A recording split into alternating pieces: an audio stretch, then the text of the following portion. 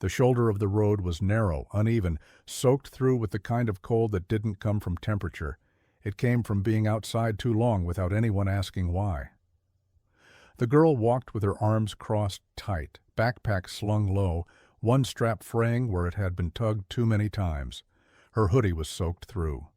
The wind blew hard and careless, flattening her hair to her cheeks and turning each breath into a cloud she couldn't hide behind. Dusk was closing in, bleeding across the sky like something wounded. Headlights passed her every few minutes, but none of them slowed. Most didn't even swerve. She didn't look at them anymore. She'd stopped expecting things to stop. The bruises on her wrist were starting to throb again.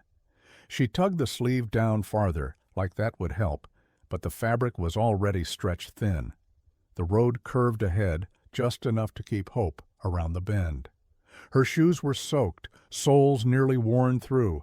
Every step was louder than the last. Then she heard it, the rumble of an old engine, slower than the others, not racing past, rolling.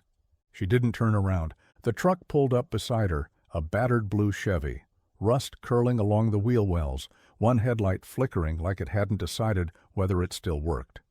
It stopped a few feet ahead, engine idling low. The window rolled down halfway. "You headed somewhere, or just running from something?" The voice wasn't harsh, just honest. Male, tired, a breath above gravel. She turned slowly, met the driver's eyes. He looked older than he probably was, a beard that hadn't been trimmed in a while. Hands on the wheel like he wasn't sure if this counted as rescuing or inviting trouble. She didn't speak. He nodded toward the passenger door. "I've got a sandwich, and it's warmer than out here." She looked at the road ahead, then at the truck. Then she opened the door and climbed in. He didn't ask her name. She didn't offer it. And the road kept going like it always did, wet, winding, and waiting for the weight of another story. The house was small, the kind that creaked when you walked too fast or closed a door too hard. The walls were chipped near the floorboards, and the heater coughed more than it breathed, but it was dry. And for a girl who hadn't been dry in 2 days, that was enough. She stood in the doorway, damp socks in her hands, jacket draped over the back of a chair like she wasn't sure if she was staying or just thawing. Mason moved through the kitchen with quiet shoulders. He didn't say much, just nodded once when she sat, then turned back to the stove. The pan hissed when the rice hit it, left over from 2 nights ago, maybe 3. He cracked an egg into it like it was currency, stirred slow, methodical. The smell filled the room. She didn't realize how hungry she was until then. He opened a dented can, dumped half the green beans into the pan, and left the rest for later. No meat, no seasoning beyond salt, but it smelled like survival, maybe even comfort. He plated it all on one dish, just one, no extra. When he slid it across the table toward her, she hesitated, her fingers curled around the edges, like it might disappear if she blinked. "You sure?" she asked, voice hoarse, the first she'd spoken since getting in the truck. He didn't look at her, just leaned against the counter and took a sip from a chipped mug. "Yeah?" She took a bite, then another, ate fast at first, then slower, like it hurt to be full after being empty too long. He said nothing, didn't press, didn't ask where she came from, who hit her, what the bruises on her wrist were hiding. Just watched the window like he was expecting the night to knock. Halfway through the plate, she looked up. "You got kids?" "One," he said. "Eli. He's with his aunt tonight." She nodded, chewing, then paused. "You didn't eat." He shrugged. "Not that hungry." They both knew he was lying, but she didn't push, and he didn't ask. And the silence between them was the kind that understood. The couch was older than she was. Springs creaked every time she shifted, and the cushions had that deep, sunken shape that said someone else used to call it home. Still, it was softer than pavement, warmer than the shelter floor she'd snuck out of 2 towns ago. She curled up slowly, careful not to take up too much space, though there was no one else there. Her backpack sat at her feet like a loyal dog, filthy, torn at one corner, one strap tied in a knot. She didn't remove her shoes, just unlaced them, loosened them enough to remind her she wasn't running right now.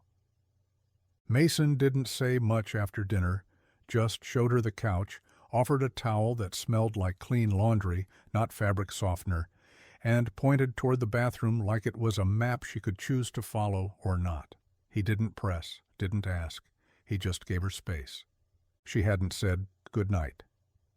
Now the house was quiet except for the faint buzz of the fridge and the wind knocking half-heartedly at the window. She lay on her side, eyes half open, watching the shadows on the ceiling stretch and shrink with passing headlights. Sleep didn't come easy. It never had. Not when your body learned to rest with one ear open, but sometime after the fourth car passed, she felt it. The weight of a quilt, heavy, old, familiar in the way only handmade things are. She didn't move, just stayed still as the fabric settled over her, soft at the edges, frayed along the seams.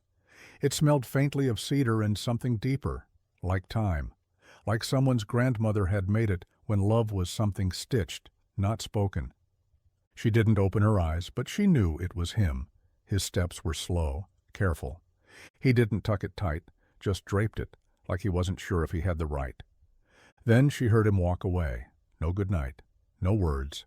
But when the front porch light clicked off and the house slipped fully into sleep, she pulled the quilt a little closer and let herself believe, for one night, that maybe she could rest. The morning sun crept in slow, bleeding through the threadbare curtain in soft streaks of gold that touched everything like it had time. Mason stirred on the mattress in his room, the kind that sagged in the middle and made his back ache more than usual. He blinked at the ceiling, half asleep, letting the quiet tell him what kind of day it was. No footsteps, no rustle from the couch, just silence, still and clean. He swung his legs over the side and rubbed the sleep from his face. His feet found cold linoleum, and he winced. The floor always told the truth, no matter how warm the dreams might have been. The hallway felt emptier. He stepped into the living room and stopped. The couch sat bare, the quilt folded into a perfect square on the cushion, edges aligned too precisely for someone who was just in a hurry. Not the kind of fold you do when you're coming back, the kind you do when you're saying thank you without saying it out loud. His eyes drifted to the kitchen, plate in the dish rack washed and still wet, leaning against a chipped mug that hadn't been touched in weeks until last night. Fork placed beside it, tines down, careful. No note, no goodbye, just the echo of presence and absence. Mason leaned against the counter, arms crossed, staring at the plate like it might answer something. It didn't. It just sat there, proof that someone had been fed, warmed, seen. He glanced out the window, hoping, half expecting, to catch a glimpse of a backpack on a shoulder, a figure walking down the road with that same determined slouch. But the street was quiet, the truck still parked in the driveway, the world unchanged. Except it wasn't. Not really. He stood there for a long moment, then reached out and turned the plate upside down to dry fully. No words spoken, no explanations. But somewhere in that folded quilt and clean fork was a thank you he'd heard louder than anything she could have written, and the silence left behind wasn't empty. It just wasn't done talking yet. Mason's life ran on routine, the kind that didn't bend, didn't break, just pressed forward like a stubborn mule pulling too much weight. The house was small, sagging at the corners, with siding that flaked like dry paint off old bones. The porch light flickered every third night, and the front step leaned just enough to trip you if you weren't paying attention, but it stood, and that counted for something. His alarm went off at 5:30, not because he needed that much time, but because quiet was a currency he didn't get much of after sunrise. He made coffee first, black, burnt, bitter, and drank it in the dark kitchen, boots half-laced, jacket slung over the back of a chair. Then he made breakfast for Eli. Eli was 8, all elbows and big eyes with a head full of questions, and a backpack he refused to zip all the way. He loved pancakes, but got toast most mornings. They were out of syrup again. Mason worked 2 jobs, one at the tire shop and another cleaning up at the hardware store after hours. Neither offered insurance, and both paid in checks that felt more like IOUs. He kept a notebook in the junk drawer with everything they owed, everything they'd managed to pay, and everything he lied about not needing. He drove a '98 pickup that stalled at every 4th stop sign and made a sound like it was clearing its throat when it climbed a hill. But it ran, and he knew how to keep it that way. At night, after dinner and homework and Eli's bedtime stories, ones they made up together about space cowboys and talking engines, Mason sat at the kitchen table with a pencil, a calculator, and the kind of tired that didn't live in muscles but marrow. He didn't complain, not out loud, not even to himself. This was life, barely stitched together, but stitched all the same. Some nights, when the silence settled just right and Eli breathed soft down the hall, Mason let himself hope the edges would hold. That maybe, just maybe, getting by wouldn't always have to mean holding his breath. The pawnshop bell jangled with that tinny, apologetic sound, like even it knew why people came here.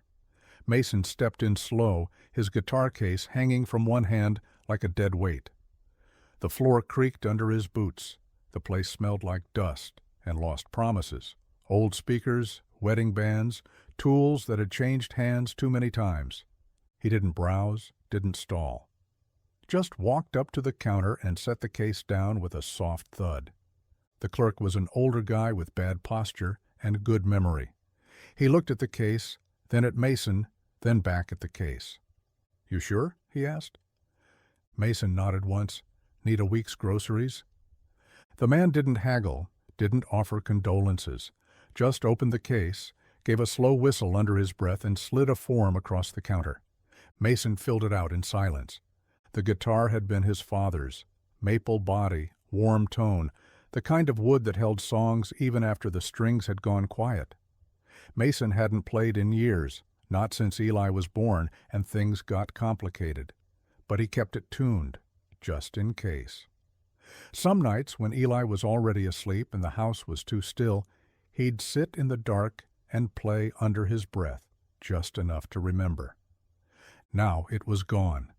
The money wasn't much, enough for bread, milk, peanut butter, eggs if they were on sale, enough to keep Eli's plate from being empty, even if Mason stayed that way a while longer. At the shop, his manager handed him 2 extra shifts, said nothing about the tired circles under Mason's eyes or the grease he hadn't scrubbed fully from his knuckles, just pointed to the schedule and nodded. Mason nodded back, grateful in a way he couldn't say out loud. He didn't mention the girl, didn't bring up the plate of food or the quilt or the empty couch that felt like it remembered her. He just clocked in, head down, shoulders tight, and kept going. Because sacrifice didn't look like a grand gesture. Sometimes it looked like a pawn ticket and silence. It was the kind of thing you'd miss if you weren't paying attention. Eli was kneeling on the floor, digging through the couch cushions for the remote, again. He liked to blame it on ghosts, but really, he just didn't sit still. The quilt was folded the way his dad had shown him, but he tugged it loose anyway, tossing it aside with a grunt. That's when he saw it. A scrap of paper, folded twice, small enough to hide between the cushions. He almost tossed it without thinking, but something about the way it was folded, tight, careful, made him pause. He opened it slowly, expecting a grocery list or maybe one of his dad's old notes to himself. But it wasn't that, just one word, written in neat, careful letters that tilted slightly to the right. Kayla. He stared at it for a long second, frowning. "Dad?" he called, walking into the kitchen. Mason looked up from the sink where he was rinsing out a thermos. "What's up, bud?" This was in the couch. Mason dried his hands, took the paper. His eyes moved across the letters, slow. He didn't say anything. "Is that her name?" Eli asked. Mason nodded once, then looked down at the scrap again. Something flickered behind his eyes, recognition, and something else, regret maybe, hope trying not to look like it was hoping. "She didn't tell me," Mason said softly. "She didn't tell anyone." Eli shifted on his feet. "Is she okay?" "I don't know," Mason answered, and it hit him harder than he expected, because he didn't. He didn't even know where she was, or if she had someone looking for her, or if she'd ever find her way back to somewhere safe. But now he had something, a name, real and written, proof that she existed outside the memory of one night and one quiet couch. Eli watched him for a second, then said, "We should keep it." Mason nodded again, slipped the paper into his wallet, behind the faded photo of Eli as a baby. It wasn't much, but it was more than before. The intake room smelled like disinfectant and old paper, pale walls, flickering lights, a plastic chair bolted to the floor in the corner like someone might try to run with it. Kayla sat with her hood up, arms wrapped tight around her middle, not from the cold, but from habit. Her backpack rested between her feet, the zipper half busted, one strap knotted where it had nearly torn through. A woman in a red fleece vest sat across from her, clipboard in hand, voice low and too gentle. "You don't have to tell me everything, just your name." Kayla didn't answer. She stared at the floor, watching the way the shadows moved beneath her sneakers. The scrape on her cheek had scabbed over. The bruise across her collarbone had turned that ugly mix of yellow and green. She hadn't looked at herself in days. "Kayla, right?" the woman asked, tapping the name she'd scribbled from the ID Kayla no longer carried. "Can you tell me where you came from? A city? A state? Anything?" Silence. "Are you running from someone?" Kayla blinked, but her face didn't move. No nod. No shake of her head. "Okay," the woman said quietly. "You don't have to talk now. You're safe here." Safe. The word didn't mean much. Not anymore. They gave her a bunk, bottom row, far end. Thin mattress, folded sheet, plastic bin for her things. She sat on the edge and stared at the blanket like it might say something back. The girl above her was snoring already. Across the room someone whispered into a phone until lights out shut everything down. Kayla didn't sleep. She lay still, eyes open, ears tuned for footsteps that didn't come. The smell of Mason's house still lingered in her hoodie, coffee, motor oil, and something warm she couldn't name. It made her chest ache. She hadn't meant to leave so early. She just didn't know how to stay.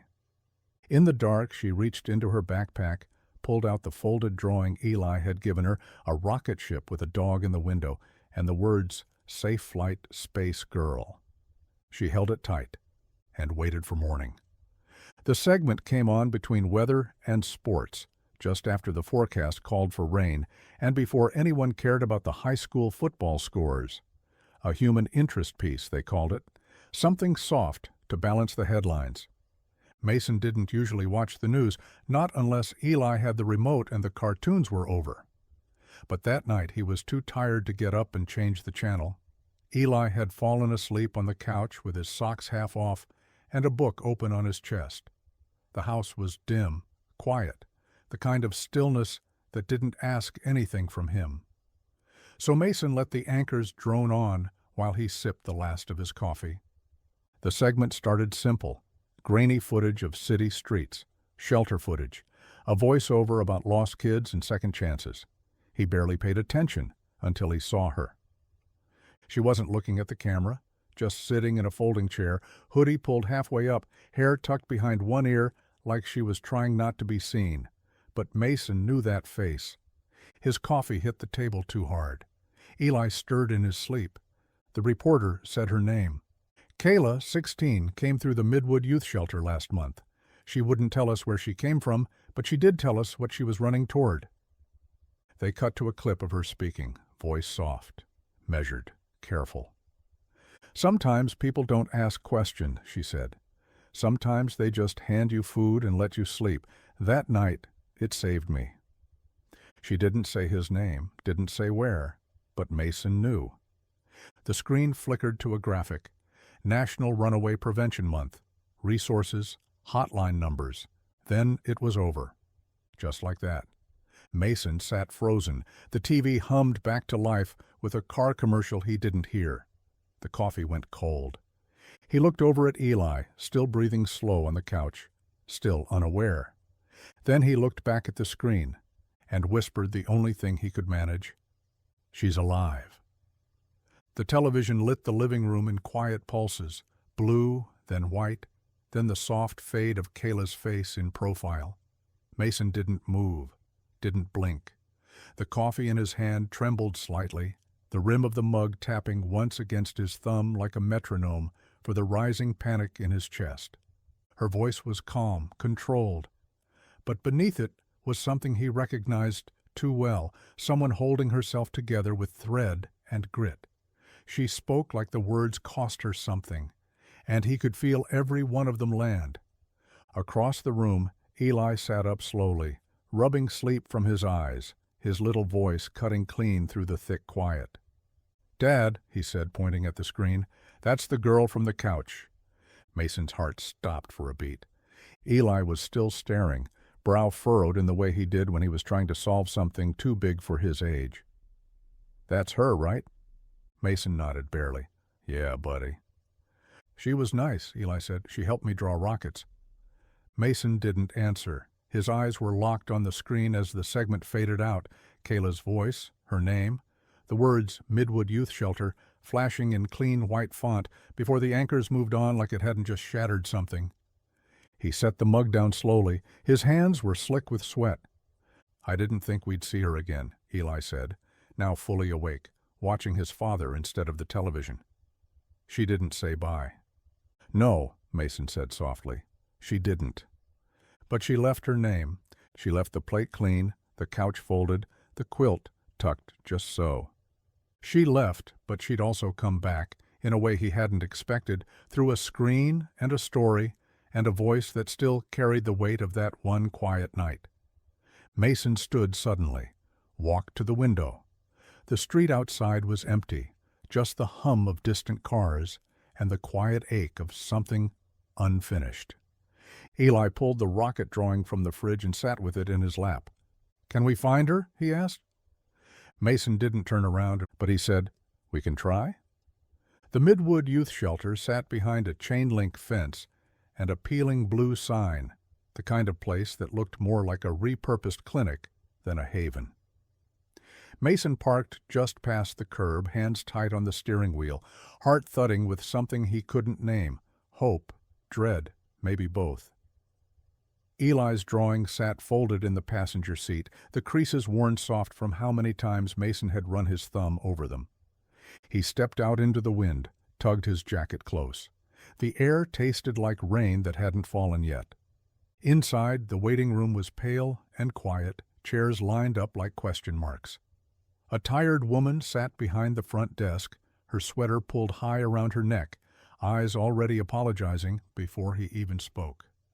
"I'm looking for someone," Mason said, voice low but steady. "Her name's Kayla. She was here. I saw her on the news. She mentioned this place." The woman's lips tightened. She set down her pen. "We don't share information about our residents." "I'm not asking for personal details. I'm not here to cause trouble." He paused. "She stayed at my place once. Just one night. I gave her food, a couch. That's it. I just want to make sure she's okay." She studied him a moment longer, eyes searching for cracks. "She was here, briefly." Mason's chest lifted. "Can I see her?" "She's gone." His breath caught. "Gone where?" The woman's expression didn't change. "Transferred. We don't give out locations, especially not with minors. It's for their safety." He nodded slowly, trying to keep the fight out of his shoulders. "Can I leave something for her, in case she checks back in?" She hesitated, then pushed a blank sheet of paper toward him. "Write it. I'll make sure it goes in her file." Mason sat in the nearest chair, pen shaking in his hand. He wrote 2 lines. "You left a name. I kept it safe. If you ever need home again, ours is still here." He folded it, left the rocket drawing with it, and walked back out into a world that looked exactly the same. Except now, it carried the weight of one more almost. Mason slid the note across the desk, fingers reluctant to let it go. Beneath it, he tucked a worn index card with his cell number scrawled in thick black ink, twice, just in case the first one smudged. The woman behind the desk gave him a short nod, then tucked it into a file without looking at him again. That was it. That was all he could do. Outside, the sky had gone gray and stayed that way. Mason climbed into the truck, gripping the wheel longer than he needed to. Eli's rocket drawing was still on the seat, edges curling. He didn't move it, just drove home with it riding shotgun, like maybe it held better luck than he ever had. That night, he clocked in late to the hardware store. No one noticed. No one ever did. He stocked shelves in silence, hands moving by habit, while his mind kept circling back to the way the woman had said transferred, like it meant gone forever. During his break, he sat on a stack of lumber in the back, phone balanced in his palm. 1 bar of service. No messages, no calls. He refreshed it anyway. The second job, the tire shop, wasn't much better. Cold cement floors, busted radios playing static-heavy country. By day 3, his knuckles were raw and his eyes burned from lack of sleep. Every time the phone buzzed in his pocket, his chest tightened, only to sag when it was a telemarketer, a wrong number, a weather alert. But he kept checking. At home, Eli watched cartoons and asked fewer questions. Mason answered the ones he could. No, she hasn't called. No, I don't know where she is. Yes, I miss her too. He started leaving his phone on the table next to the front door at night. Just in case. Screen always on low brightness, volume turned up. Sometimes in the middle of a shift or mid-sentence with a customer, he'd feel it buzz and stop breathing until he saw the screen. But it was never her. Still, he kept charging it, just in case. Kayla never unpacked fully. Not in the first foster home, where the woman was kind but distracted, her house filled with too many kids and not enough quiet. Not in the second, where everything smelled like bleach and dinners were microwave trays eaten in front of the TV. Each place gave her a bed, maybe a desk, sometimes rules pinned to the fridge, but never a reason to believe she'd be there long. She kept her backpack close, slept with it zipped, tucked under her arm.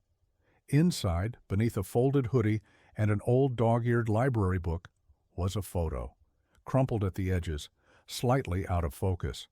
Mason's house taken from across the street the morning she left. No one was in the frame, just the front step, the dent in the truck door, the window where the curtain never quite closed. A place. Real. Still standing. School was a blur of lockers that didn't open right, and cafeteria tables that didn't make room. She kept her head down, turned in her homework, didn't cause problems. Teachers liked her for that, called her resilient. She hated the word. It sounded too much like, "You've survived worse," and not enough like, "You shouldn't have had to." At night, in the dim light of the latest spare room, she'd pull the photo from her bag and hold it like proof. A house with chipped paint, a couch that creaked, a man who gave her dinner and didn't ask what she'd done to end up on the side of the road. She'd told herself it didn't mean anything at the time, but it had. It still did. Every time she was moved, new zip code, new intake forms, new set of strangers, she'd check her bag first. The photo was always there, her anchor, her reminder. She didn't know why she hadn't gone back. Pride, maybe. Fear. Maybe she just didn't know how to walk back into something that had felt so close to good. But every step away from that night felt harder than the last. And every place that wasn't that house reminded her just how much of her had been left behind on that couch. She started writing them at the back table in the county library, far corner behind the stacks where no one watched too closely. The librarians had stopped asking questions after her third week in a row of showing up after school, always quiet, always on time, always alone. She used the lined paper from the front desk, a limit of 2 sheets per visit, and wrote slowly, deliberately, as if speed might make the words come out wrong. Sometimes she wrote in cursive. Sometimes she printed, neat and square. But every letter began the same. Dear Mason. She never used his last name, She didn't even know it, didn't need to. Mason was enough. Solid. Familiar. The name of someone who had handed her a plate of food without asking why her hands shook. In the letters, she told him everything she couldn't say out loud. About the second foster home where the man didn't hit, but didn't listen either. About the school counselor who smiled too wide and called her brave like it was a badge she didn't ask to wear. About the cold mornings where she'd sit on the steps before class, watching the parking lot like maybe he'd show up out of nowhere, like maybe he'd just know. She wrote about Eli, too, how she missed the sound of his feet pattering down the hall, the way he'd handed her that crayon drawing of a rocket and whispered, "It's for you in case you ever want to fly away." But she never mailed them. Instead, she folded each one into fourths, pressed them into the middle of random books, inside biographies, cookbooks, mystery novels. She chose titles no one else ever seemed to check out. Books thick with dust and silence. Safe places. Hiding places. It wasn't about being found. Not really. It was about saying the words, putting them somewhere outside her chest before they calcified, giving them breath, even if only between pages. And maybe, deep down, it was also about the hope, the impossible, foolish hope, that someday, somehow, one of those books might find its way to him. And he'd read it, and know. It started with a phone call Kayla didn't expect and almost didn't answer. She stared at the unknown number blinking across the cracked screen of her loaner phone until it stopped, then rang again. When she finally picked up, a clipped voice on the other end introduced herself as a producer from a national network. Words like feature story, inspiring, opportunity tumbled through the receiver faster than Kayla could process. She sat at the edge of the twin bed in her third foster home, the blanket still folded military tight, her heart hammering in the silence that followed. The producer asked if she'd seen the clip from her local segment. She hadn't, but apparently someone else had, and it had gone further than she ever imagined it could. They wanted her to speak, on camera, not just about the night she left, but about what came after, the running, the shelters, the homes, and, more importantly, the moment everything shifted, when someone gave her food without condition and didn't ask where she'd been. "You'd be part of a youth leadership panel," the producer said. "Kids who've survived the system and are learning to shape it from inside out." Kayla stared at the wall where a thumbtack held up a photo of Mason's house. Faded now, the edges curling, still her compass. She said yes. 2 weeks later, she sat in a makeup chair under studio lights that buzzed with heat, her hands clenched in her lap. Other panelists shifted nervously beside her, an artist from Chicago, a foster advocate from Atlanta, a student from New York who'd already spoken to Congress. But all Kayla could think about was the couch with the folded quilt, the man who never asked for anything, the boy who gave her a rocket to fly away. They mic'd her up, counted down, 3, 2, 1. The cameras rolled. She took a breath. And somewhere in a small living room miles away, a tired man sitting in a broken recliner leaned forward at the sound of her voice, not knowing yet how much was about to change. The green room was colder than it looked. Gray couch, bottled water, a bowl of grapes no one touched. Kayla sat on the edge of the cushion, knees bouncing, fingers worrying the hem of her sleeve. Her shoes tapped quietly against the tile. Not nerves, no, not exactly. It was something deeper, something pressing against her ribs like a truth trying to climb its way out. The producer stood by the door, headset in place, clipboard hugged to her chest. She was efficient, kind in the way people are when they've been trained to be. "You ready?" she asked, her voice calm, professional. Kayla nodded, then paused. Her throat tightened. "Can I ask for something?" The producer tilted her head, brows lifting. "I want 1 minute, at the end," Kayla swallowed, "to thank someone who helped when I didn't know how to ask." There was a pause, long enough for Kayla to brace for a no, for logistics, for corporate rules, for airtime schedules. But the producer just studied her, saw the way her hands trembled slightly, and nodded. 1 minute. Kayla let out a breath she didn't realize she was holding. "Thank you." "Make it count," the producer said gently. She left the room, and Kayla sat there, suddenly still. She thought about that night, how quiet the truck was, how warm the plate felt in her lap, how Mason hadn't asked her name but gave her a place anyway. She thought about Eli, about his sleepy smile, the crayon rocket he handed her like it was something sacred. She hadn't known how much that night mattered until it was the only one she couldn't forget. The door cracked open. "Kayla, you're on in 2.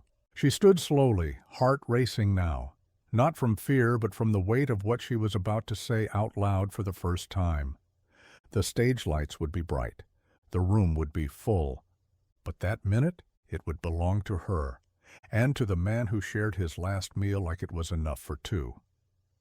The recliner leaned too far back on one side, the result of years of use and one too many late-night repairs Mason never got around to finishing. The remote barely held together, a strip of duct tape keeping the battery cover from falling off, and the volume button only worked if you pressed it with the corner of a thumbnail. Still, the TV came on. Eli sat on the floor with a bowl of cereal and his feet tucked under the coffee table. They weren't watching anything in particular, just flipping channels, letting the noise fill the space. Mason chewed slowly through a sandwich that was more bread than meat, the kind of dinner that told the truth about a paycheck. The screen flashed, a panel of teens sitting in crisp chairs under studio lights. The host smiled too wide. Mason reached for the remote, thinking about switching it to the weather. His thumb was halfway to the channel button when a familiar voice, faint, steady, cut through the noise. His hand froze. "When I was 16, I didn't think anyone would ever look at me and see something worth keeping." Mason sat up straighter, heart snagging in his chest. The camera cut to her, hair pulled back, eyes locked on the host with a steadiness that looked rehearsed but felt real. It was her. Kayla. Older somehow, sharper around the edges, but her. Eli turned around from the floor, his spoon paused midair. "Dad." Mason didn't answer. Couldn't. Kayla inhaled, shoulders lifting. "There was this man," she said. "He found me on the side of a road in the rain. He didn't ask me for anything. He just gave me food, a place to sleep. He handed me a plate like I wasn't broken." Mason's sandwich slipped from his fingers, landing on the plate with a soft thud. "I never told him what that night meant to me," she continued, "but it was everything. He gave me more than a meal. He gave me proof I was still worth saving." Then, clear as a bell, "His name was Mason?" The recliner creaked as he leaned forward, jaw clenched, eyes burning. She wasn't a memory anymore. She was speaking his name to the world. The stage lights softened around her, but Kayla barely noticed. Her heart pounded so loud she couldn't hear the cameras, couldn't feel the eyes watching her from the other chairs on the panel, or the quiet audience just beyond the glow. All she could hear was her own breath, and the memory.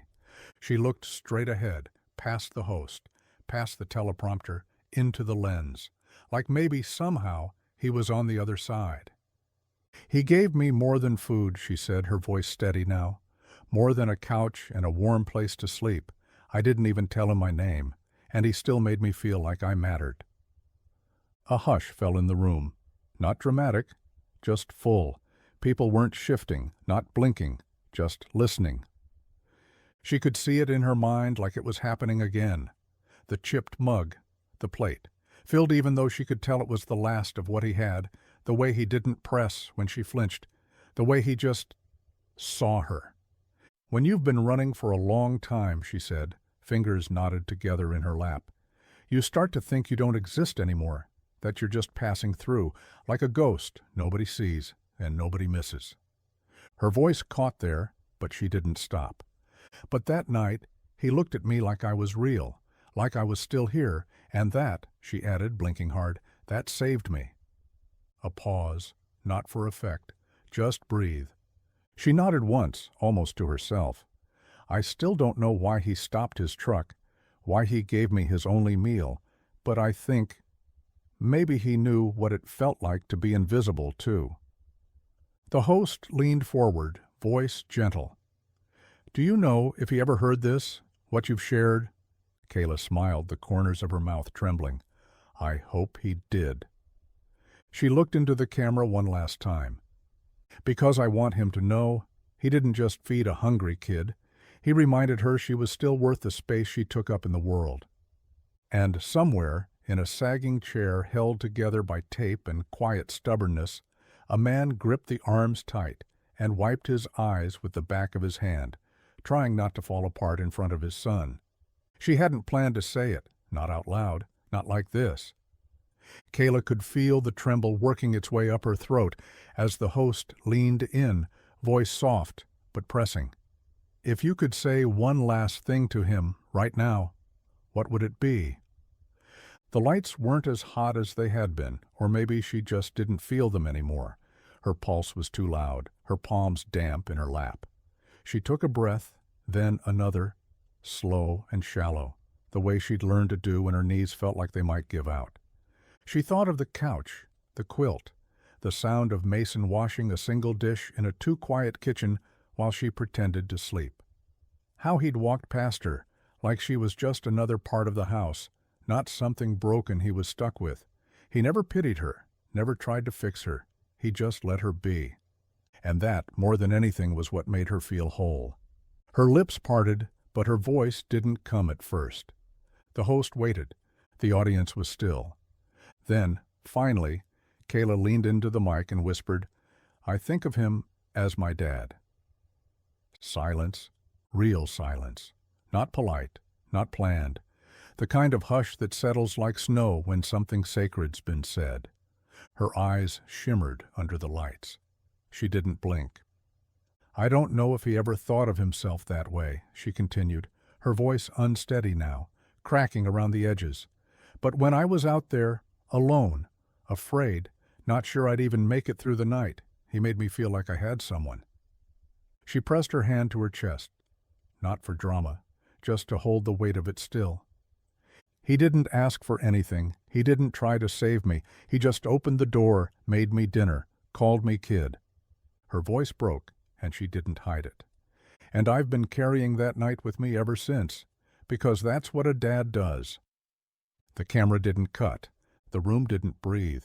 And back in a worn recliner hundreds of miles away, Mason sat frozen, heart cracked wide open, tears on his cheeks, as his son whispered beside him, voice full of awe.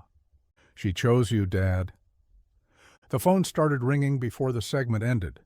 At first it buzzed once, then again, until it practically danced across the kitchen table. Mason didn't move. He sat in the living room, elbows on his knees, staring at the blank TV screen where Kayla's face had just been. Eli watched him like the world might crack if he looked away. The fifth call was a reporter, some station in Chicago. Mr. Mason, can you confirm? He hung up. Then a message from someone he hadn't heard from in years.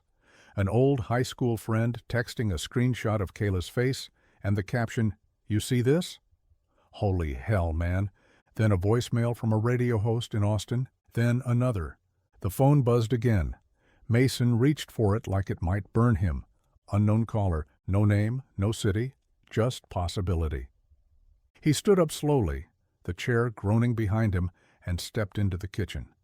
The old tile felt cold under his socks, grounding. Eli followed but didn't speak. Mason answered on the third ring. Hello? There was a pause. Breath? Then her voice, quiet, unsure, and somehow exactly the same. Hi, it's me. He gripped the phone tighter. His knees almost gave. Kayla! A silence followed, but it wasn't empty. It was full of every second since the couch, the plate, the night she disappeared. He didn't know what to say, so she kept going. I wasn't sure you'd answer. I wasn't sure I'd ever hear from you again, he said, voice rough with truth. Another pause. I didn't know how to come back, she admitted, but I never stopped thinking about it. I didn't know if I was still allowed. He leaned against the counter, blinking hard. You were always allowed, he said. Always. The line held between them like breath. Eli tugged at his sleeve. Is it her? Mason nodded slowly. "Yeah, bud, it's her." And for the first time in a long time, something in his chest stopped holding its breath. "Hi, it's me." The words came out small, thinner than she meant, but they filled the silence like they had weight. Kayla sat on the edge of a borrowed bed in a town 2 hours away, legs tucked under her, phone pressed to her ear like it might break if she held it too tight. On the other end, Mason didn't say anything at first, just breathed. She stared at the window across from her, watching the breeze nudge the curtain like it knew something was shifting. Her fingers fumbled with the hem of her sleeve. "I wasn't sure if I should call," she said. "I didn't know how to come back." Her voice cracked on back. She bit the inside of her cheek, hard, like she could punish the fear out of her. "But I never stopped thinking about it," she whispered. "About the house, about you, Eli, the couch, that dinner. I know it was one night, and you probably didn't even think I'd remember, but—" "I remembered," Mason said quietly. She stopped, pressed the heel of her palm to her eye. "I remembered the couch being warm," she said, "and the way you didn't make me explain anything. I didn't know people like that existed." "You mattered," he said. "That was enough." Kayla nodded, even though he couldn't see her. "There were times," she said, "when I was staying places, foster homes, group shelters, and everything felt cold, and I'd just picture your kitchen, that old stove, the noise the fridge made. It was stupid, I know, but it helped." "It's not stupid," he said. "It's home." That word hit her square in the chest. She exhaled, slow. "I don't know what this is. I don't want to ask for more than you're ready to give. I wanted you to know that you changed something in me." She paused. "That you were the first person who didn't make me feel like a problem." Mason's voice, quiet, steady, reached through the line like an anchor. "You were never a problem, Kayla. You were just a kid who needed to be seen." And finally, she let herself believe it. The porch light flickered once as she stepped up to the door, the same one she'd crept out of before sunrise all those months ago. The paint was still peeling near the bottom, and the screen door still had that telltale creak, but everything felt softer, familiar in a way that pressed at her chest. She hadn't brought much, just her backpack, a clean pair of shoes, and the crumpled photo of the house that had lived inside her bag for too long. She paused before knocking, but the door opened anyway.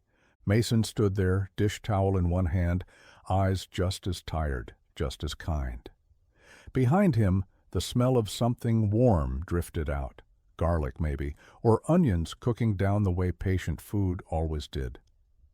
"You came back," he said, not as a question, just a quiet fact. She nodded, smile already rising to her lips before she could stop it. "You left the porch light on." He stepped back without a word, just enough to let her in. Eli looked up from the table, a spoon in his mouth, eyes going wide. "Kayla," he said around a mouthful of rice, "you're really here."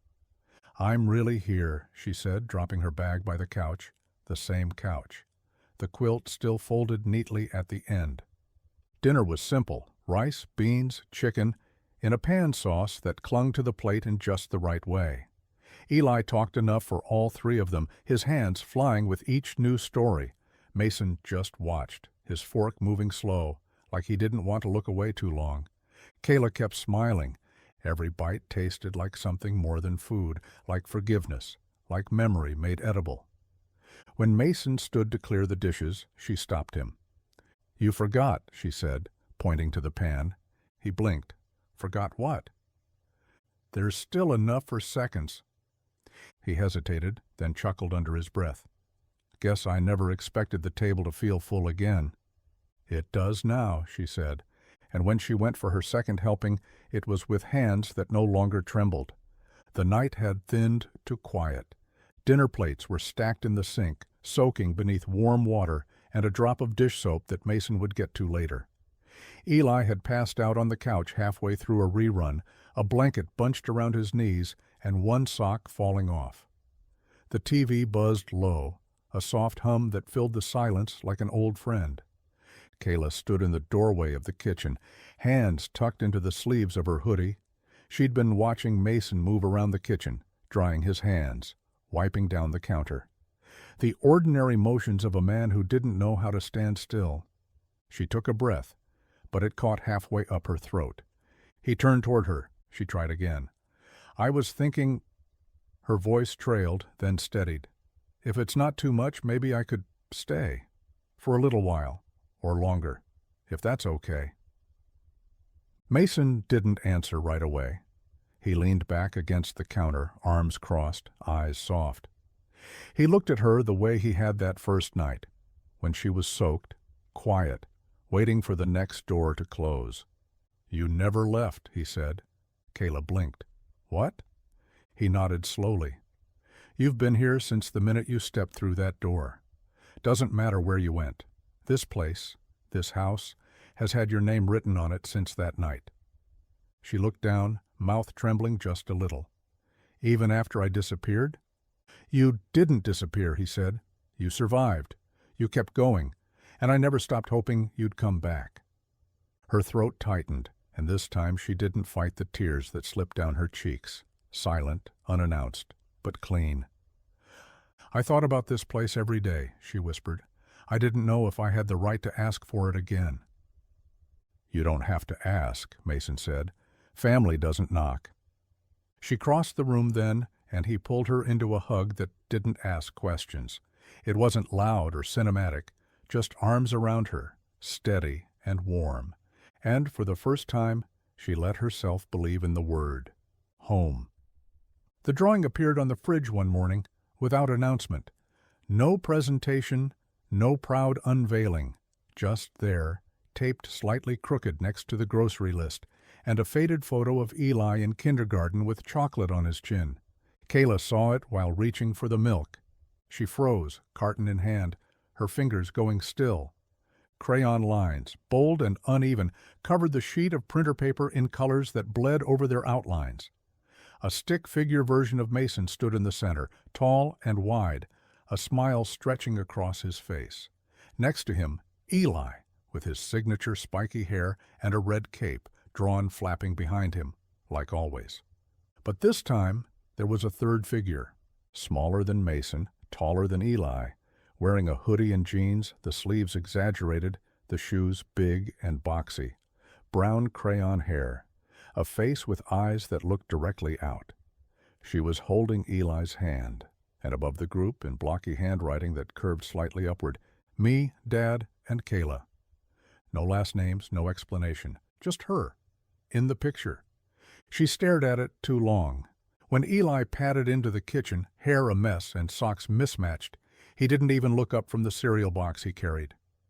"I didn't know what color your eyes were," he mumbled through a yawn, "so I made them blue like mine." Kayla turned, blinking fast. "They're brown," she said softly. "Oh," he shrugged. "That's okay. I'll fix it later." She opened her mouth, but nothing came out. Instead, she set the milk on the table, sat down across from him, and watched him dump cereal into a bowl like it was just another Tuesday. It wasn't.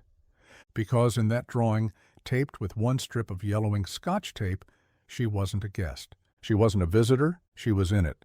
And sometimes that's all it takes, a few crooked lines and a name written beside yours, to know you've been chosen, not out of obligation, but love, quiet, permanent, and real. The classroom smelled like pencil shavings and nerves, the kind of space where kids fidgeted in chairs that squeaked too much, and the overhead lights buzzed just loud enough to make you second-guess your words. Kayla stood at the front of the room, palms flat against the wood podium, her note cards trembling slightly in her hands. It was her turn. She glanced out at the rows of students, some whispering, some doodling, most barely paying attention. A few teachers leaned in the back, arms crossed, expressions unreadable. They were doing a series on personal triumphs, stories about getting through something hard. She'd signed up without thinking, then nearly backed out twice. But now she was here, heart thudding, breath shallow. She looked down at the first card, then back up. "My name's Kayla," she said, voice clearer than she expected, "and I want to talk about building things, from scraps." A few kids looked up. One girl stopped clicking her pen. Not like building furniture or fixing bikes, she went on, but people, lives, the kind of things that fall apart and don't look worth keeping. She paused, let that land. I used to think broken meant useless, she said. That if you came from the wrong place or made too many wrong choices, there wasn't anything left to save, that all you could do was keep moving, keep hiding. Her voice didn't shake now.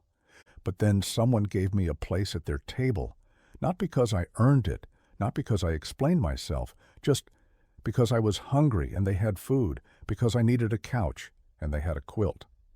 She didn't look at the teachers. She didn't need to. I've learned that sometimes the strongest things are built from the pieces no one else wanted. That love can be quiet, that second chances don't show up in headlines.